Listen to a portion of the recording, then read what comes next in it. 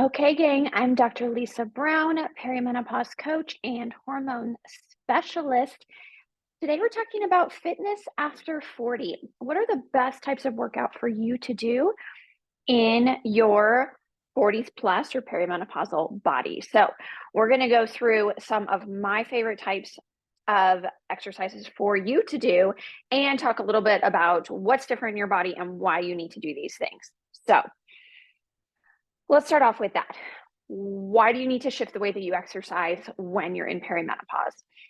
Well, as you know, your body is not the same as it was when you were 20. So, one of the big shifts that needs to happen at this phase of life is we need to transition away from so much of a cardio focus to more of a strength building focus.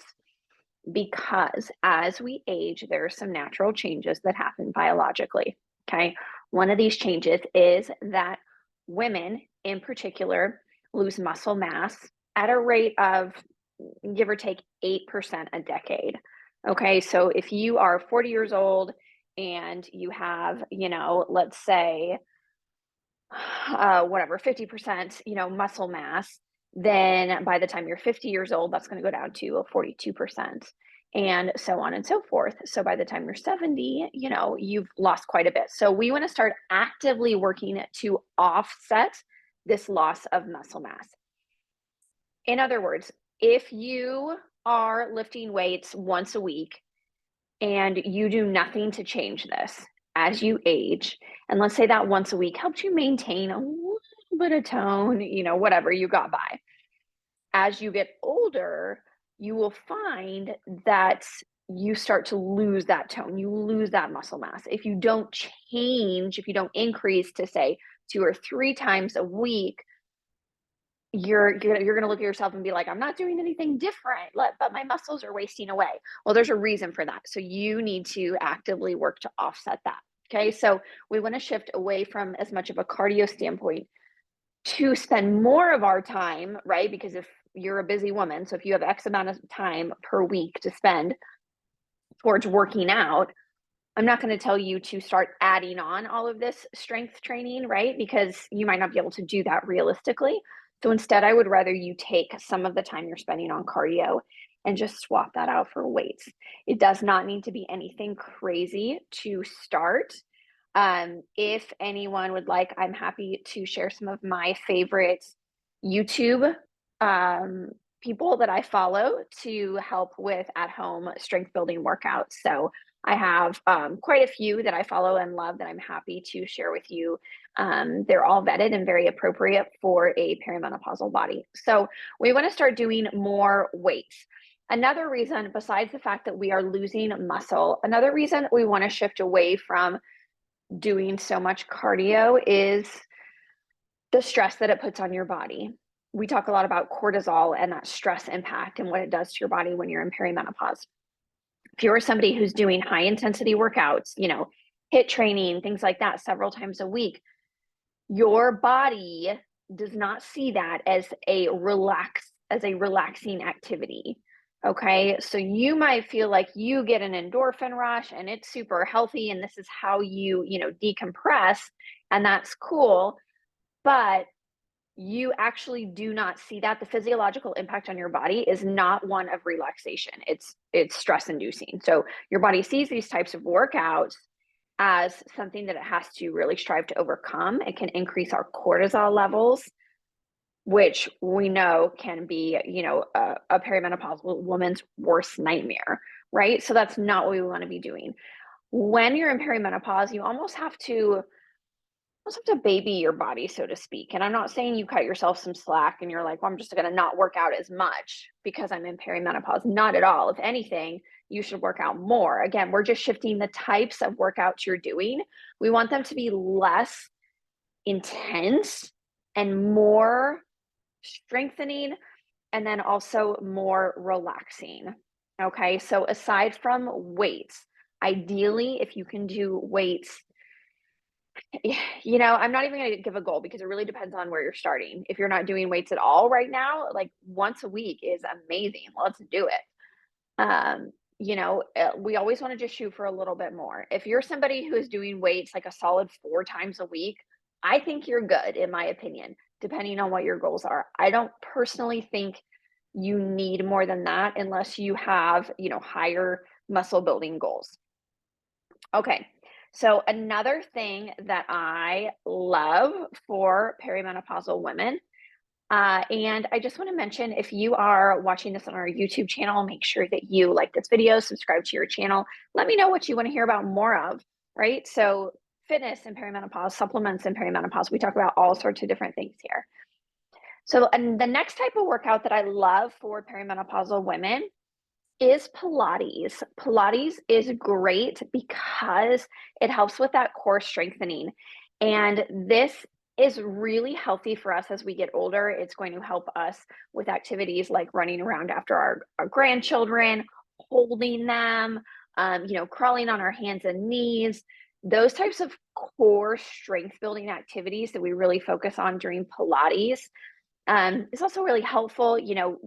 I'm thinking like, beyond your postmenopausal years, what's one thing that ails women quite often, or more so than women, or more so than men? We're at a higher increased risk of falls. So that is something that core work, such as Pilates, can really be beneficial for as well. I also like Pilates because it's effective, it's powerful, it involves a lot of mental focus and mental determination.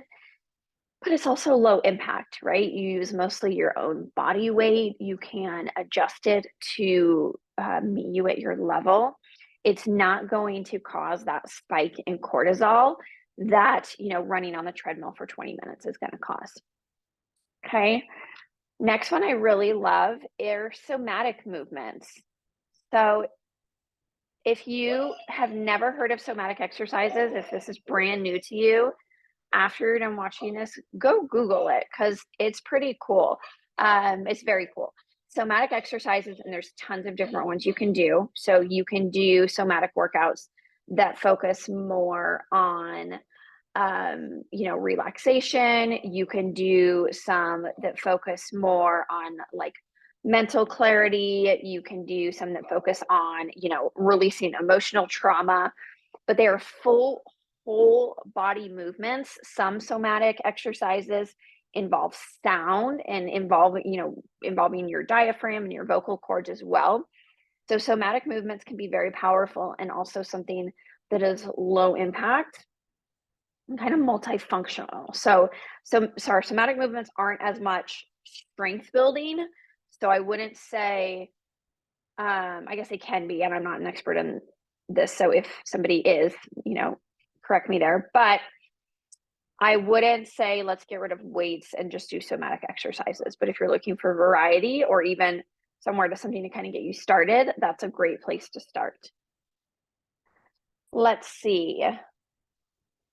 Yoga and Pilates is yoga. Sorry, I already said Pilates. Yoga or peaceful movements is what I meant to say. So yoga, even some of their basic stretches that just involve moving your body in different ways, rotating your joints. A lot of us suffer from bone and joint pain in perimenopause. I know that a lot of women in particular in our Facebook community suffer from this. So something like yoga, doing different poses that involve stretching, lengthening your body can be really helpful for bone and joint pain as well. And let's not forget walking. Walking is another really great form of exercise in perimenopause. In fact, this is where I start with a lot of my clients. If you're not walking at all, I strive for 10K steps a day. That's like the ultimate goal. That's not the starting goal. But walking, ideally, if we can do that walking outside, we're getting into summer months and that's harder, of course. But getting outside and walking, more so than doing it like on a treadmill when you can, because we want these workouts to be multifunctional, right? We want to be moving our body, lengthening where we can, building muscle where we can, supporting our bones and joints. All of these things that we know are areas that become a little as we get older. So we want to be like exercising and doing these things simultaneously. Because if you're anything like me, you are very busy and it can be really, really hard to get in everything that you need to do. There are days where the only exercise that I get in is going up and down my stairs, and I personally intentionally go up and down my stairs. I don't always count, but as much as I can throughout the day because I know I'm probably not going to have time for much else. So we do what we can, and if that's in between meetings, pausing to do a 3-minute somatic workout, let's start there. So, just to wrap this up for us today, when it comes to fitness after 40 and the best types of workouts to do for your perimenopausal body that are going to serve you the most, in my opinion, weight training, so resistance-based training is where to start. Um, and if you have more specific on questions on that, definitely let me know. Next up, I like Pilates. Third up, I love somatic exercises, particularly if you are dealing with, some mindset issues, some, buried trauma, different things that are contributing to your stress and your symptoms in perimenopause.